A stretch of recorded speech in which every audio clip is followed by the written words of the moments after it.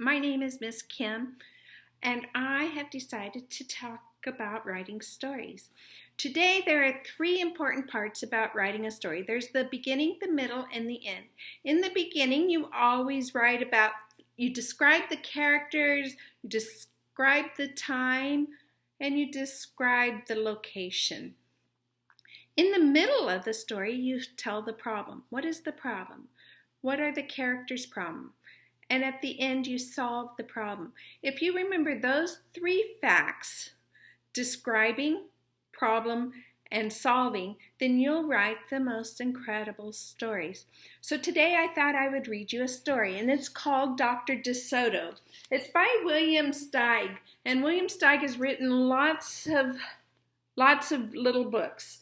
One may be Pizza, and the one and only Shrek. So anyway, we're going to read this book together. I hope you enjoy it. I hope you can find out about the setting, the characters, what's the problem, and then how did they solve the problem. Here we go.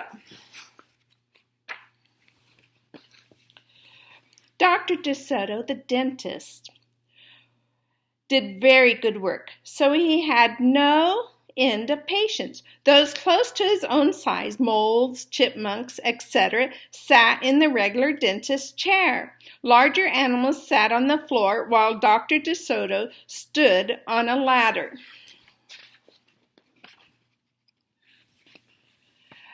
For extra large animals, he had a special room. There, Dr. De Soto was hoisted up to the patient's mouth by his assistant, who also happened to be his wife. Did you see that picture?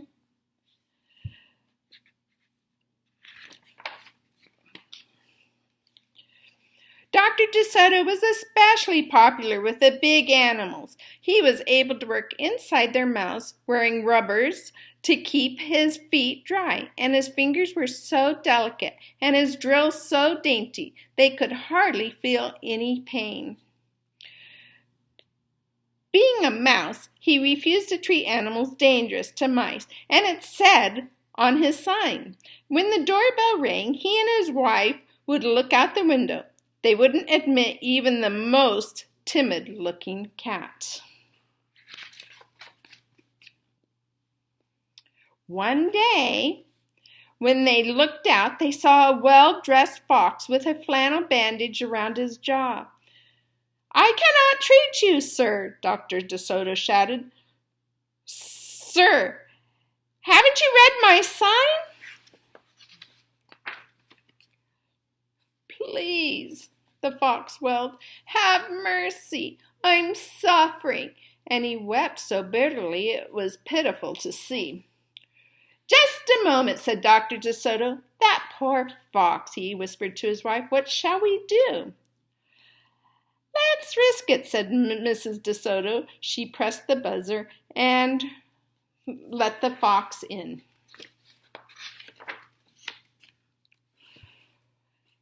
He was up the stairs in a flash. "Bless you, little hearts," he cried, falling to his knees. "I beg you, do something. My tooth is killing me." "Sir, sit on the floor, sir," said Dr. De Soto, "and remove the bandage, please." Dr. De Soto climbed up the ladder and bravely entered the fox's mouth. "Ooh, ow!" he gasped. The fox had a rotten bicuspid and unusually bad breath. "The tooth will have to come out," Dr. De Soto announced, "but we can make you a new one." "Just stop the pain," whimpered the fox, wiping some tears away. Despite his misery, he realized he had just tasted a little morsel in his mouth, and his jaw began to quiver. "Keep open," yelled Dr. De Soto. "Wide open," yelled his wife. "I'm going to gas now," said Dr. De Soto. "You won't feel a thing when I yank that tooth." Soon the fox was in dreamland. Yummy," he mumbled. "How I love them raw, with just a pinch of salt and a dry white wine." They could guess what he was dreaming about. Mrs. De Soto handed her husband a pole to keep the fox's mouth open. Dr. De Soto fastened his extractor to the bad tooth. Then he and his wife began turning the wrench. Finally, with a sucking sound, the tooth popped out and hung swaying in the air. "I'm bleeding," the fox yelled when he came to. Dr. De Soto ran up the ladder and stuffed some gauze in the hat. "The worst is over," he said. "I'll have your new tooth ready tomorrow. Be here at 11 sharp." The fox, still woozy, and said goodbye and left. And on his way home, he wondered if he would be shabby of him to eat the De Sotos when the job was done. After office hours, Mrs. De Soto molded a tooth of pure gold and polished it. "Raw with salt indeed," muttered Dr. De Soto. "How foolish to trust a fox." "He didn't know what he was saying," said Mrs. De Soto. "Why should he harm us? We're helping him."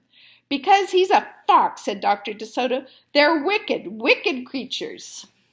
That night the De Sotos lay awake, worrying. "Should we let him in tomorrow?" Mrs. De Soto wondered. "Once I start a job," said the dentist firmly, "I finish it. My father was the same way." "But we must do something to protect ourselves," said the wife. They talked and talked until they formed a plan. "I think it will work," said Dr. De Soto. A minute later, he was snoring.